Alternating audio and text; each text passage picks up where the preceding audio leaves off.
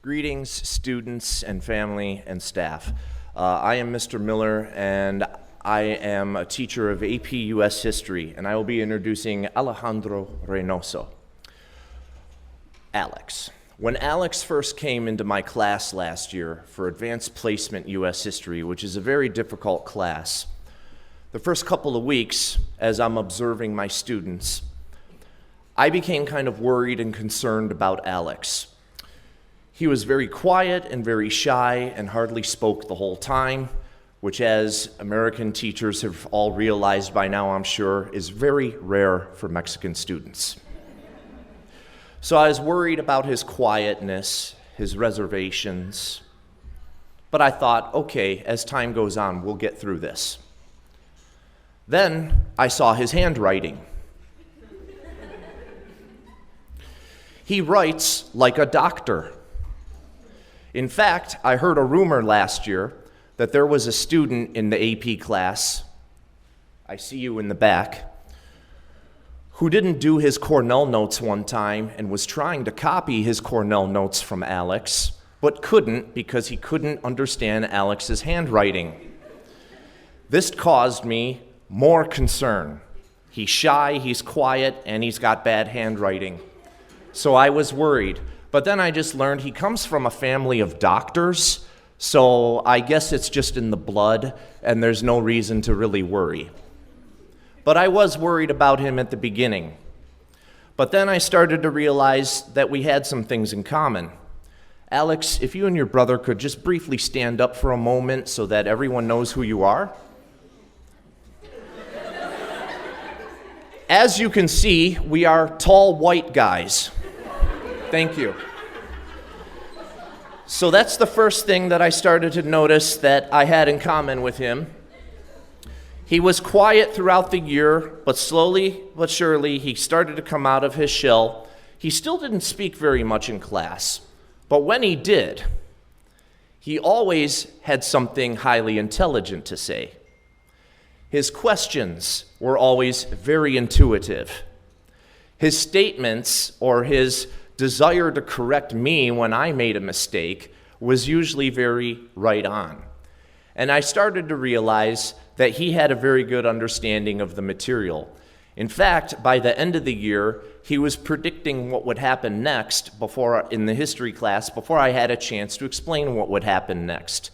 So he was ahead of me one step all the time.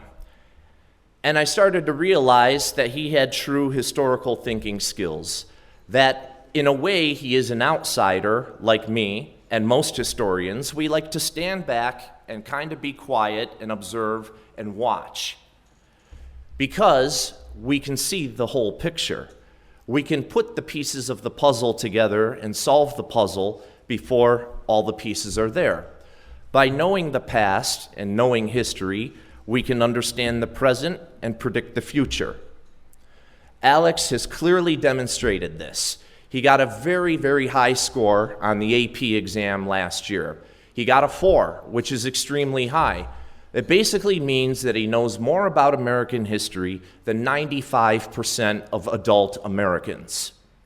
So this is going to help him, especially if he goes to university in the United States. And I would just like to say that it was a pleasure to have him as a student. And Alex, I wish you the best of luck. Thank you for being in my class. Thank you for getting a high AP score, which when I do return to the United States, I will show on my resume how high my class's AP scores are, and it will hopefully help me get a better job. So thank you for boosting my resume. Thank you.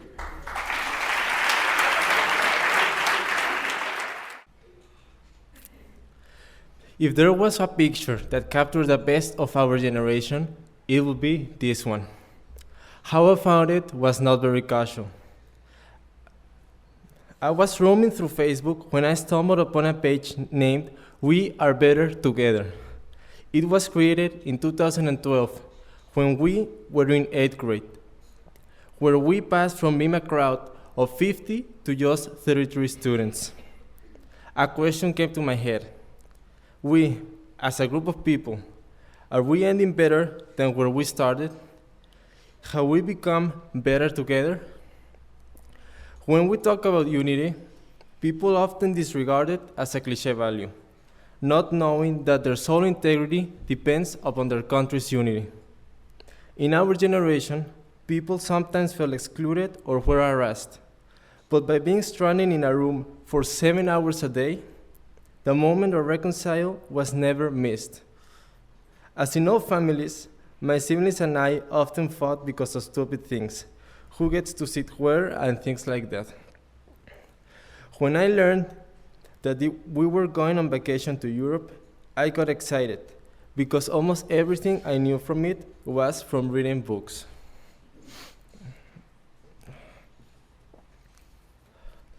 We traveled through France, Belgium, and Germany. We often encounter problems, whether it be a broken GPS or entering a dead-end alley. Yet, we always found a solution for the problem. There, I often ended up talking with people I barely knew, but had great stories. My first trip to Europe opened my eyes to another culture and a different way of thinking about life in general. My trips to the world have made me and my family more united.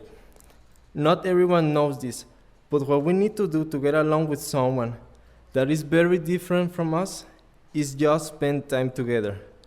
Because no matter how opposite you guys are, you will eventually find something in common. The real world is not as simple as teenagers' life.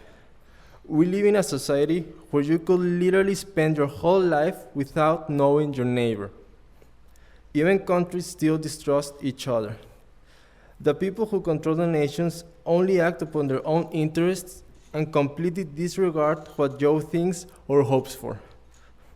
There is World War I as an example, where the governments pushed the people into war. In 1914, John Jones was the most powerful leader union in Europe.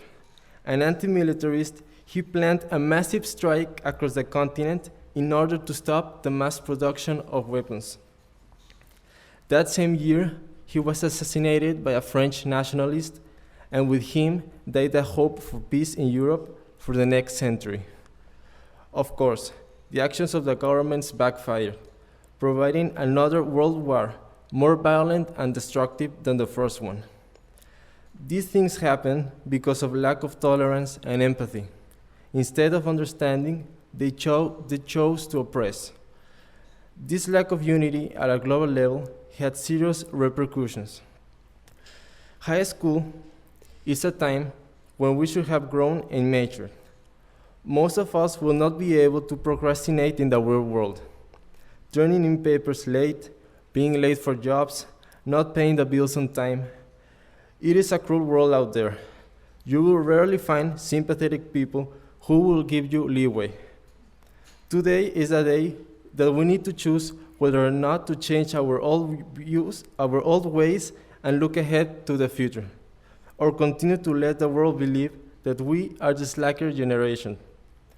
In the time we spent growing up, the world has shrunk down. We often long to be treated as kids. They don't have any kind of responsibility, and don't have any kind of expectations. Although I like the idea of not being pressured, I also ask myself, who will fix the disaster that the adults left? I remember one time when I was reading a scientific report that said things will get pretty messed up when we are adults. If those predictions are true, then I think we should start growing as persons since today. Yes, as bad as it seems, we can't say we haven't learned anything. All those years of doing projects, giving presentations, and making impossible grades in so little time has given us a sense of who we are and what can we become. Now, it is our decision which path is the best for us to follow. One thing I realized working all these years through school is that my grades were higher whenever I had my friends close for support. The process of learning both about school and life was often arduous, but they made that process so fun that I hope I was also a fun person to be around and make everybody laugh a little bit more. Hopefully being better together. Thank you.